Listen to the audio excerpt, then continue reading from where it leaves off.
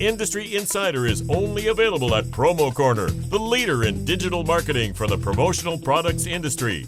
Each Monday, they discuss, dissect, and debate a single issue impacting the world of promotional marketing from every industry perspective. Now, it's time for Promo Corner's Industry Insider. Welcome to another edition of the Industry Insider on Promo Corner. I am Stephen McFadden, one of your hosts, and joined today by one co-host today. Hopefully we'll get a guest appearance by a second, and our special guest, which we'll get to in just a moment. But before we do, I wanted to give a shout out to our sponsor this week, which is Tervis Promo.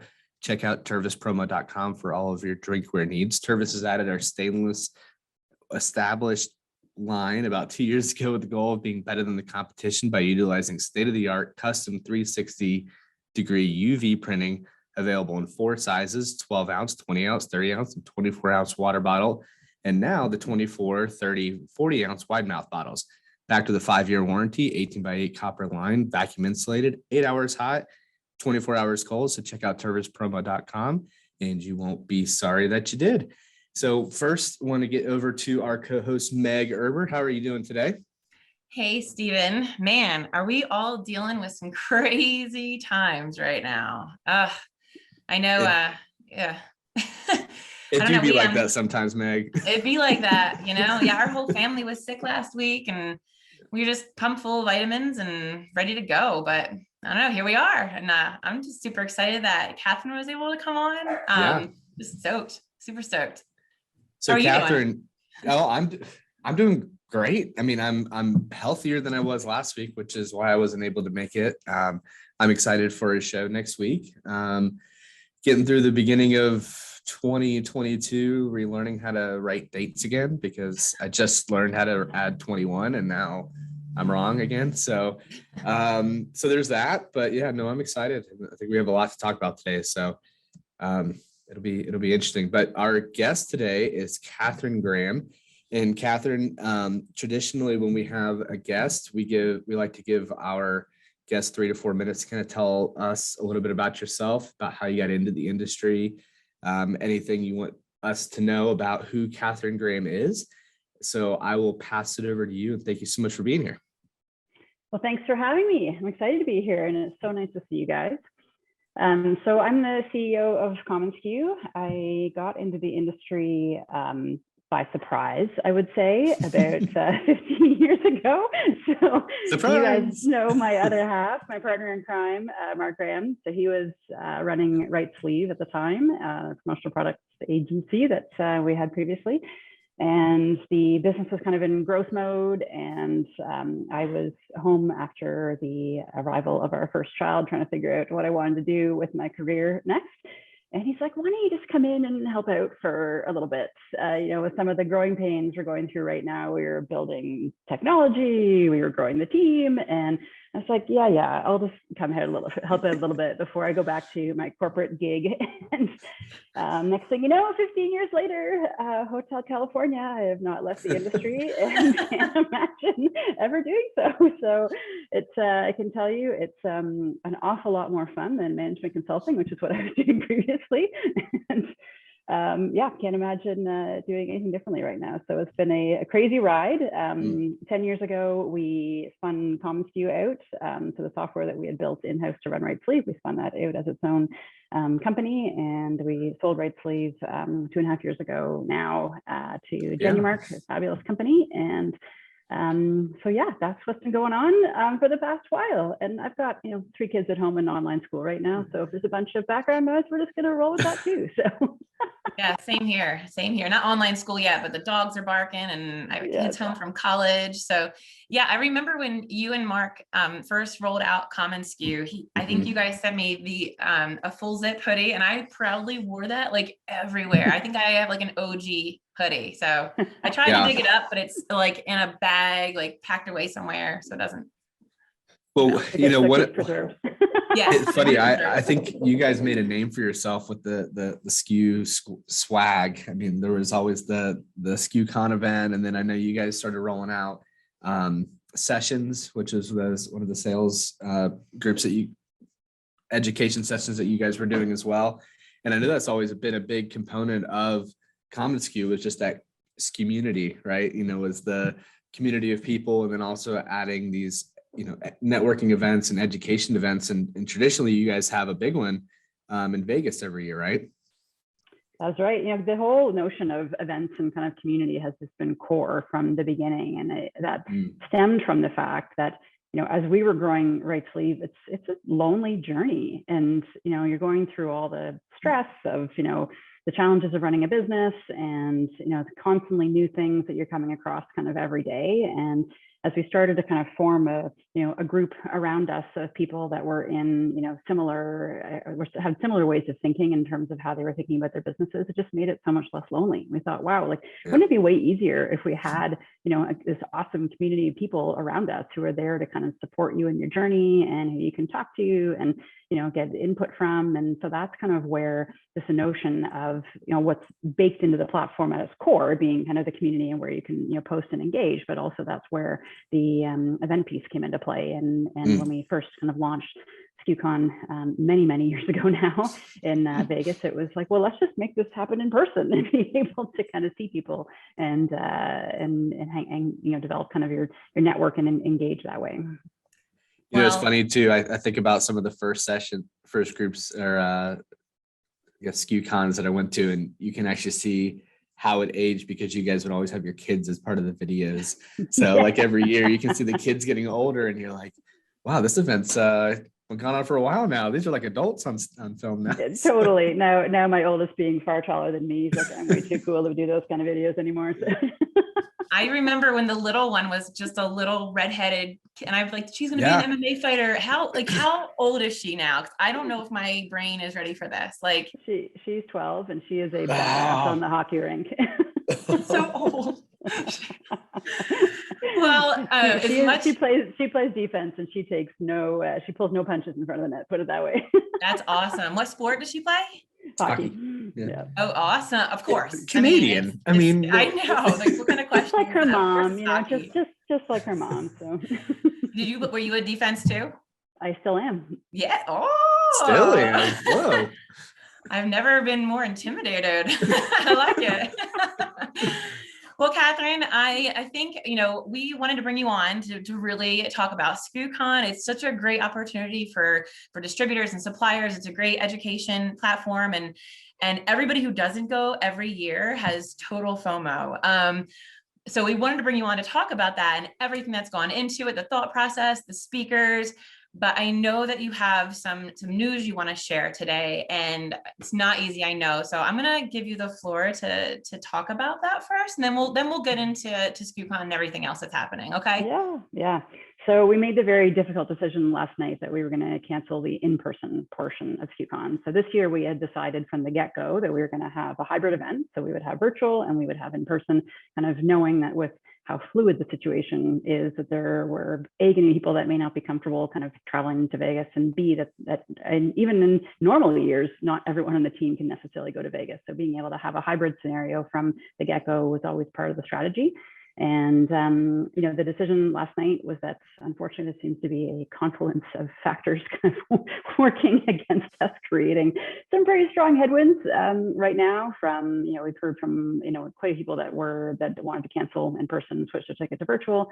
A bunch of people that have been impacted by kind of the flight disruptions and stuff that's going on there. And with the rise in cases and potential kind of labor shortage issues and all the rest, it just seemed to be kind of this swirling bunch of factors that were kind of working against us. So it was an absolutely heartbreaking decision. It's a year that goes into planning, these events, and so much effort and heart that that goes into it.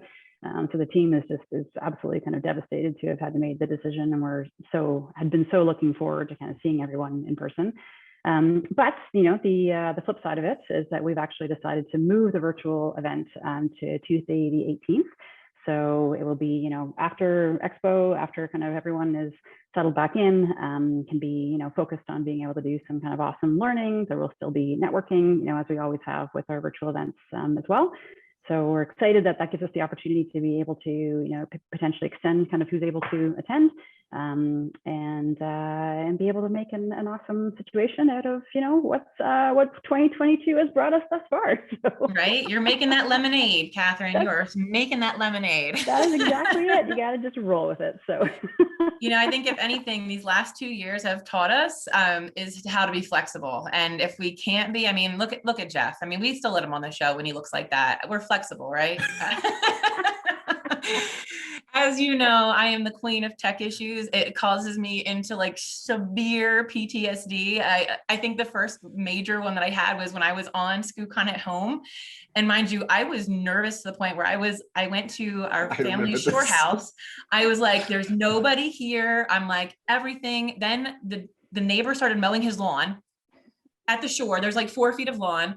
My in-laws came in with their dogs, their Bumpus's dogs, were literally seconds before I come on. I'm like shaking, and then there was no audio, and I'm sitting here just talking. You absolutely rocked it. That was an awesome story that I still remember very well. I blacked out. I don't even remember. So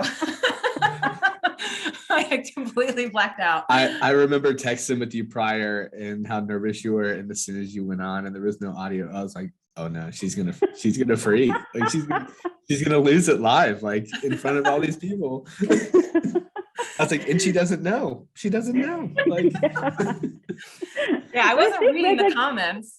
But to your point around kind of, flexibility, like I think that's just, it's such an important skill to have. And like all of us have had to just really lean into that, over the past 2 years. And I think that's a skill and capability that, all of us will carry forward kind of from this experience of COVID. And I think that's a good thing. Although obviously there's a lot of like really lousy things that have happened, over the past 2 years, I think there have absolutely been some silver linings, and that ability to kind of just roll with it and be a bit more relaxed about stuff is a good thing.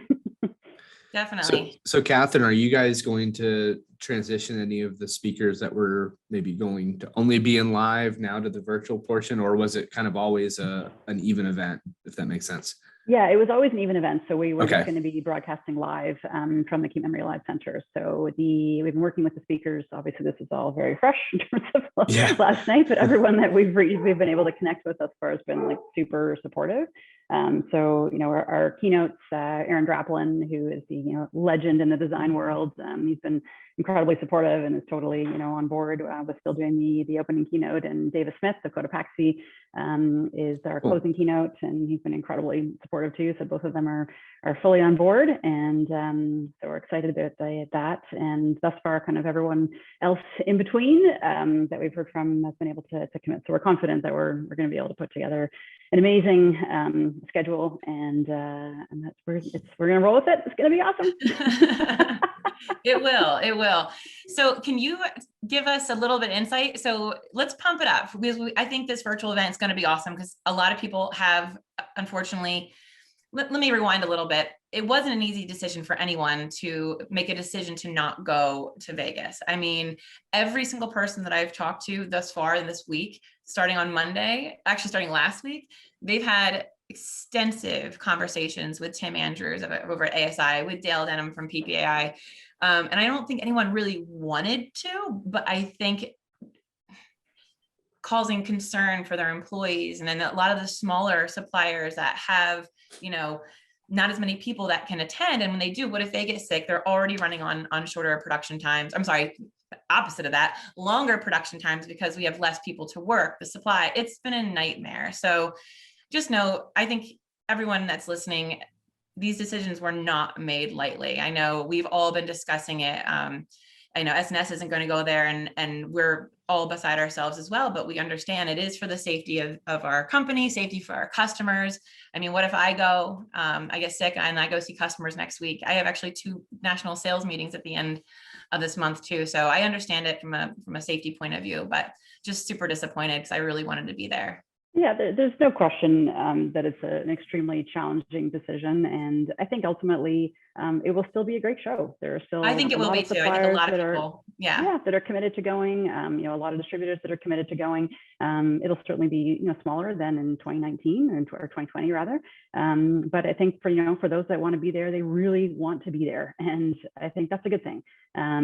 So it was definitely not a decision kind of that we took lightly, and it was literally up until kind of, at the last minute last night, there's still that part of me that's like, we just still really want to do this, and so it's, it is what it is. But, I think ultimately kind of we move forward. And I think the beauty of, a virtual event is that we've really kind of mastered the skill of both putting it on. And I think for those who have been attending over the past 2 years, we've mastered the skill of, attending virtual events. And look at this right now. Like, I think part of the beauty of the skill set we've all developed kind of in this virtual capacity is it allows us to have totally different engagements than we would kind of otherwise in terms of reach and discussion and speakers and all the rest. So I think that it will still be awesome, and it will still be awesome to kind of have the virtual networking afterwards. And even though it won't be live and it won't be hugs, we'll do some virtual hugs. I still, even though this is great, the virtual side of things is tremendous. There's still that thing that's. And yeah. You're going to leave us on the cliff with what are you going to say? What is it? What is it? I think he's going to say you still miss out on that, the human interaction. Connection, I know it is. yeah. Connection. For sure. We definitely are. And I think that goes along with the FOMO of it all. I know Jeff said, hey, after everyone else is, now we are too. And it just, I don't know. I think we all kind of want to be there and we understand, but it just sucks. But yeah. I don't know. So I want to hear more about these speakers. Like, give us some of the lineup. Like, get us excited. Like, who are we looking forward to on SkuCon? Yeah. So opening, as I mentioned, is Aaron Draplin. So for those who are in the design world at all, he's a total legend. If you've ever carried a Fields notebook, you've carried his work. He's definitely one of the most kind of sought after creators. He loves merch. He's a total blast. So I think he will not only be super informative, but also very entertaining, no doubt.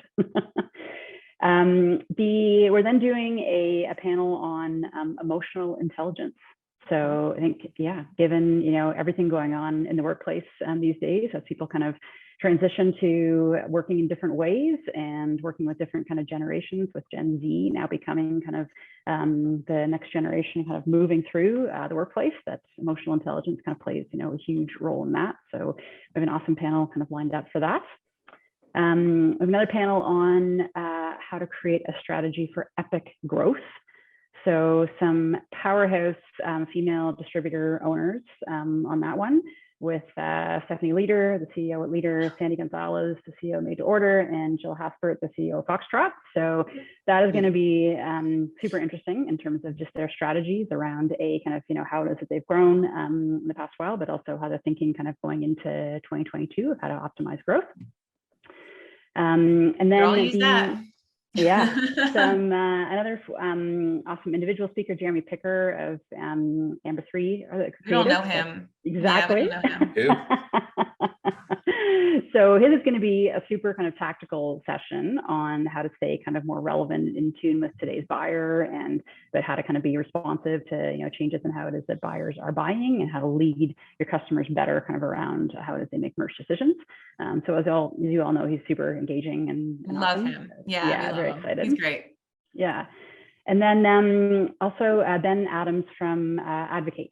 So they are working with some crazy brands like YouTube and CNN and Uber, and have built an amazing agency around. It's going to be sharing how, in a post-pandemic world, experiential marketing, but how to kind of create unexpected moments through unconventional approaches, and how to build relationships through experiences. So that'll be some super interesting perspective as well. And sprinkled in throughout the day, we are going to have SkuCon stories. So as we alluded to what Meg rocked kind of earlier, will be some awesome, there are always fun little pockets of kind of inspiration and entertainment, people sharing their own kind of experiences from different perspectives. So that'll be awesome.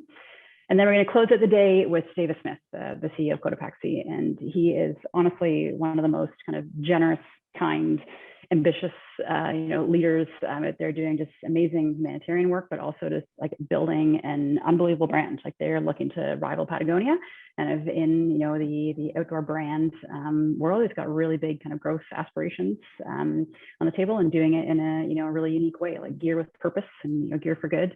That he brings a super interesting perspective. So I think he'll be a really inspirational way to kind of end the day, and super excited about the whole lineup. I love that. I love that whole platform. That we had Sticker Bob on a couple weeks ago. I don't know his last name. It's some Gauthier. Yeah, it's like some French thing, right?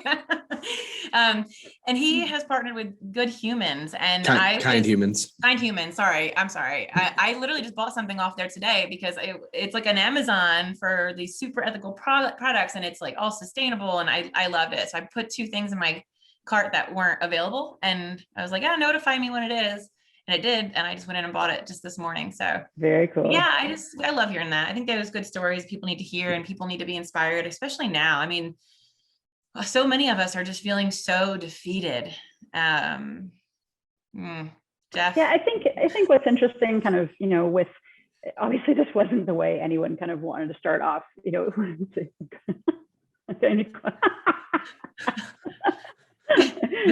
left me and gone to you. We'll just enjoy your smile, Jeff. And the silence, we'll enjoy that. So go ahead. but Meg, I think that there's so much to be excited about kind of going into this year. And you look at kind of the momentum that last year we as an industry kind of closed out with, like there is no question, the industry is back in terms of, demand, like customers are super, active again. And, supply chain challenges created a whole host of other things, but demand was not the issue, in the fall. And I think, heading into Q1 of this year, I'm super confident that's going to be back. I think that of anything that, COVID has taught us, that the power of branded merchandise and what it is that it can do kind of, in this environment to continue to, inspire people and make them feel good and make them feel connected to a brand, and that overall kind of emotional connection, particularly, at a distance, when people kind of are virtual, that it's just, we work with an incredible medium, and I could not be more excited for the future of where this industry is going. Hey, Catherine, you always have such a unique perspective, and I'm curious your take on this. Industry, it feels like it's back, right? And I think a lot of people have shown significant growth going into the end of last year, even though the events and stuff haven't necessarily come back. So out of curiosity, do you think it's people just remembering the importance of how important marketing is? Is it that they've just figured out how to adapt to this new style of whether it be drop shipping or different types of merch, deliveries, or is it something else? Like, what do you think has been the key? Yeah, I think what's interesting is that it's potentially permanently expanded the pie in terms of how it is that companies think about branded merchandise.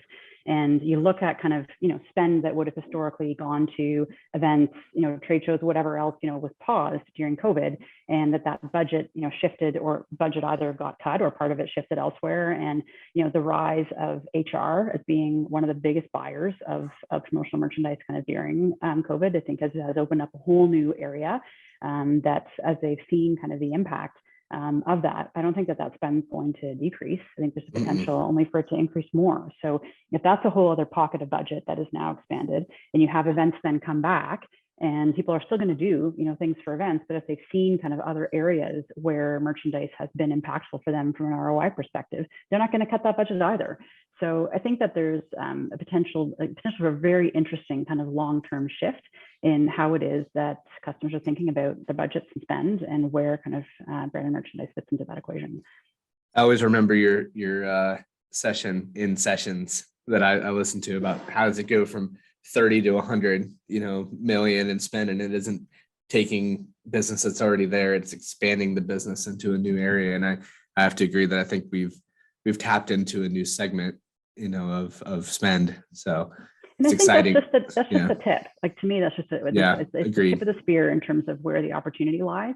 And I think that as 2022 begins with a whole new thinking, as the whole new budget cycle begins, that there's an even greater opportunity to take kind of that that wedge and be able to expand it further. And everyone is still kind of questioning kind of how, where, when to spend their budgets. And that, whether that's the opportunity to shift spend from that would have historically gone to Google AdWords or whatever else, and be able to shift that into, a tangible medium. I think that there's still a ton of opportunity to really kind of get with clients around strategy and to be able to expand that wedge and therefore kind of grow the pie. Hey, one big question: can we still sign up for online students? Absolutely. The website's already been updated. So nice. The virtual tickets are on sale January 18th, or before January 18th. That's awesome. So yeah, and that's on commonsku.com, right? That's where they can get them.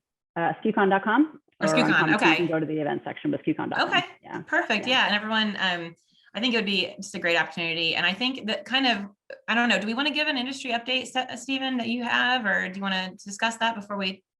Yeah, I mean, I think it's probably appropriate. It's kind of breaking in a lot of ways. For those of you that didn't see, I mean, obviously there's been a fair bit of suppliers and distributors who have pulled out.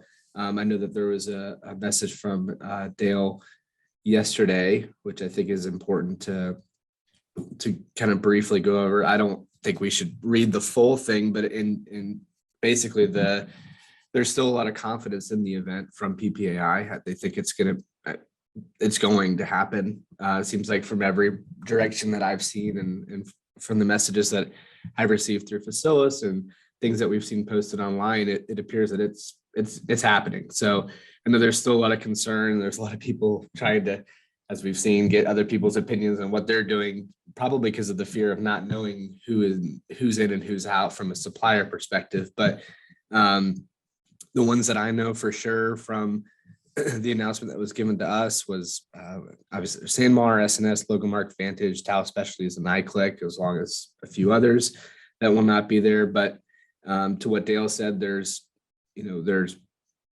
2,000 plus booths, 700 exhibitors still committed, over 9,000 plus registrations. So it's going to be a good event. I don't think there's any doubting that portion of it. Will it be a little bit different? Sure. But I think that's kind of status quo with the last year and two. So just one thing I'd add there, Stephen, I think that, one of the things that was key in Dale's message that he put on Facebook is that, as an industry, we need to lead the charge kind of on this in terms of trade shows getting back, and trade shows are really important to, our industry as a whole. And so, for those that are able to be there and are committed to being there, I think that's great. And I think it will be kind of, a great show. It will absolutely be different, but there's PPAI is absolutely moving forward kind of with it. And I think that hopefully that puts a stake in the ground for, next year when things seem a bit more, whatever normal may be in 2023. We've been saying that for 2 years, Catherine. Exactly it. But, roll with a modified version this year and hopefully be fully back in action kind of next year. But, I think that to continue to kind of, support the industry and support PPAI, that's really important. Yeah, I mean, bottom line is it was going to be a different experience regardless. So I don't think even if 10% of the exhibitors and registered attendees were to drop off, it's still going to be a very similar event to the way that was going to be. So there's no real reason to change your mind at this point. I mean, I think it's still going to be a great show, but it was going to be a different experience regardless. And I'm, again, very, very much looking forward to going back to a 2020 type of show, where we're all there, we're hugging, fist bumping, whatever, doing the thing. And that's what I was trying to say earlier, is that I can't help but feel like Brendan Fraser in the movie Blast from the Past, where, you just got this whole, like, there's stuff going on, but, it feels like a rerun almost. And, then you open the hatch and, a whole bunch of stuff has changed. It's kind of crazy. Yeah. I guess and one other small change for next week, I guess we should mention it now as well. We were going to go live from the show floor. We still kind of are, but with a little twist. Stephen is going to be our roving show podcaster like Charity did during ASI Orlando. And we are moving the time from 12 noon Eastern Standard to 4 p.m. So set your clocks. We will be at 4 p.m. versus 12 p.m. because we're doing it 1 p.m. Vegas time. So that's it. The good news is I'll be on it now. Yeah, that's good. Well, I mean, good news for like my mom at least, or All your one fans can stop yeah. writing in. Steph, you were just, building anticipation for us to hear your voice. Yeah. Well, I mean, listen, the irony of this whole situation is that I teased Meg last week because I said, I'm knocking on wood, like so thankful that it hasn't happened to me yet, because everybody on this podcast has really had some type of tech or internet issue. And I think I probably have had like one or two minor situations, but I mean, this was just something else. Yeah. Meg, I know how you feel now. But I know there's a lot of people that are probably curious to know like what the show looks like. Maybe they've been reluctant to come back regardless of this week or not, but hopefully we'll be able to provide a good perspective next week on how it looks with some of the changes that have been made even in the past week or so, and then just how, what's going on in general. So hopefully that'll be an exciting show regardless. So and you'll give those of us the ability who can't be there to like press our noses against the glass. yes. Yeah. Well, go over there. Move over there. What's over there?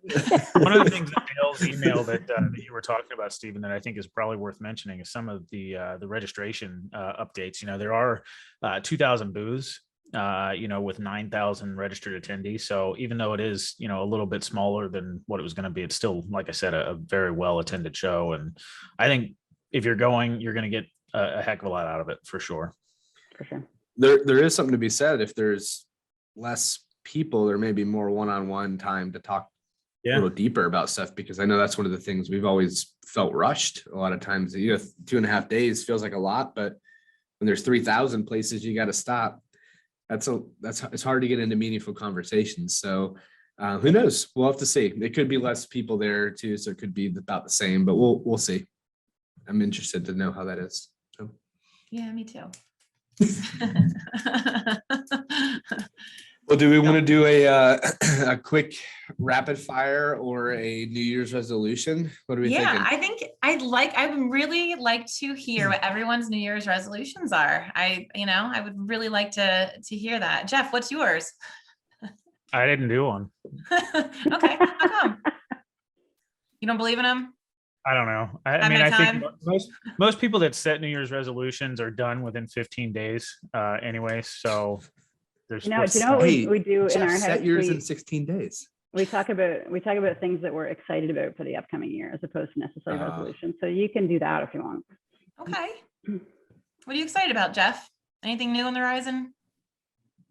I'm excited about Delta being gone and Omicron taking over, and it just not being very very big. It's being, from what we're hearing, it's a lot more like a common cold and stuff like that. So hopefully, there's some light on the horizon with, the virus starting to weaken, and maybe we can finally all get back to a little bit of normalcy. I'll say.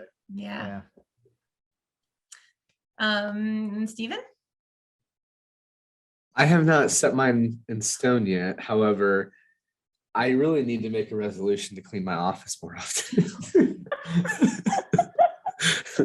I'm just, as I sit here, I'm like, what should my resolutions be? I'm like, I need to clean up. Like, I just need to we won't look at my office. I keep this area clean. Yeah, that more dates with the missus. We need is on the list. And we talked a little bit about it as a family too. We want to go on some hikes. So we put like a couple, I think we wrote out how many we wanted to try to do, but yeah, I need to put more pen to paper on the resolutions. So I like that. How about you, Catherine? You, Meg? Oh, sorry. Let's let our guests go. Okay. So Mark and I are both big planners. We love to kind of plan like vacations and, things kind of to look forward to. And I think that's been one of the most challenging things of the past 2 years, is that either things that you plan kind of get, the rug pulled out from underneath you, or that you just feel like you can't plan anything. And so I think that the resolution is being okay with the fact of you can't necessarily plan, but also for the fact that part of what kind of, I think COVID has wrought is the ability to be a lot more flexible. So if you decide at the last minute, all right, we're going to just pick up and go, do whatever. Like we literally in the span of a couple of weeks in November planned a ski vacation out to Banff with the whole family. So we just did that. That's awesome. That happened before the holidays and it was awesome. So that's, I think just, doing more kind of last minute stuff as opposed to feeling as if there needs to be stuff planned so far in advance. I think that's awesome. And I would probably resonate with you with the fact that I typically would spend the last couple of weeks of December planning for the following year. And I know we talked about that in past episodes, I think probably around this time last year about planning. And, it's because we think that one thing is going to happen and then look at the show, for example. I mean, we all thought that we were, going and it was going to be a great time and whatever else. And now, that rug's being pulled out from under some of us and, not all of us. But it's very hard to know what's happening. Everything is a very fluid and liquid situation. So you have to be flexible with that. And that's really, I guess, why I haven't decided to do anything. I'm just trying to be as flexible as I can and do short-term planning. Hey, what about you? So I did women's leadership conference this year, and the one thing that has been just beating against my head, it was something that Joanne Lance said. Were you there, Catherine? No, I wasn't, unfortunately. Okay, it's okay. She said, invest in yourself. Invest in yourself, invest in yourself. And so I've been thinking about all the ways I could. I'm still thinking about it. But I have started investing in myself in Adobe Max. I loved learning about the 3D augmented reality. I've been doing that. I've been listening to some scientific, some podcasts from some scientists on medical stuff. So I can be more armed with facts so I can distinguish the bullshit. Sorry, I'm very touchy about this kind of stuff, but yeah, I'm investing in myself and my, overall big brain getting bigger, Should we ask what podcast you're talking about? We can talk offline, So anyway, but that's what I'm just going to invest in myself, keep investing in myself. And, I said yes a lot last year. I don't think I'm going to say no more, but I think I'm going to be, more cognizant of where I spend my energy and who takes my energy, because I've realized that the older I get, the more of an empath I feel like I'm becoming. And I feel like my energy has been sucked. And I know those last 2 weeks, I feel like I was sick. I know we all had the cron, but I was so, I don't want to say defeated, but just burned out. I was so exhausted and tired, and I don't want to do that to myself. I don't know why y'all are laughing at me, but I liked your terminology of the cron. The cron and the vid. I mean, it was a common cold. We're better now. We took a lot of vitamins. We're good. So, but yeah, so invest in myself. There you go. I like it. There you go. Cool. Awesome. Anything else that we need to add, guys? That's it. I think that's it.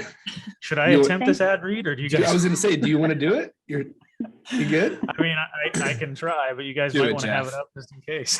Do it. I still have it up. Go for it.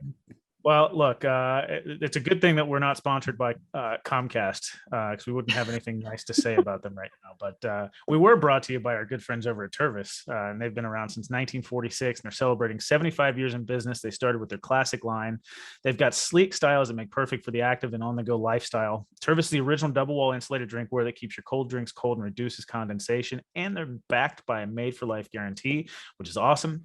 Tervis is the original customizable double-wall insulated drinkware that keeps your hot drinks hot and your cold drinks cold, and they're available in several sizes, including a 16-ounce mug, a 16 or 24-ounce tumbler, and a 24-ounce water bottle. Made from Triton plastic, made in America, lifetime warranty, dishwasher, and microwave safe, and they're also BPA free. So go check them out at tervispromos.com and let them know that the Industry Insider sent you, not via Comcast. Thanks, guys. All right. Thank you guys for doing Take this. care. Thanks, It's great to Catherine. be on here. Yep, Catherine, thanks for dealing with my issues, and I'm sure it was probably the best podcast that we've had since I wasn't on most of it. All right, you guys in 2022, you guys. Yep. Absolutely, and we'll see you next week, Stephen, live from the show. Can't wait. I'm excited. Good deal. All right, guys, take care. Thank you for listening to this week's episode of Promo Corner's Industry Insider. For more great content from industry thought leaders, including podcasts, blogs, and videos, visit promocorner.com.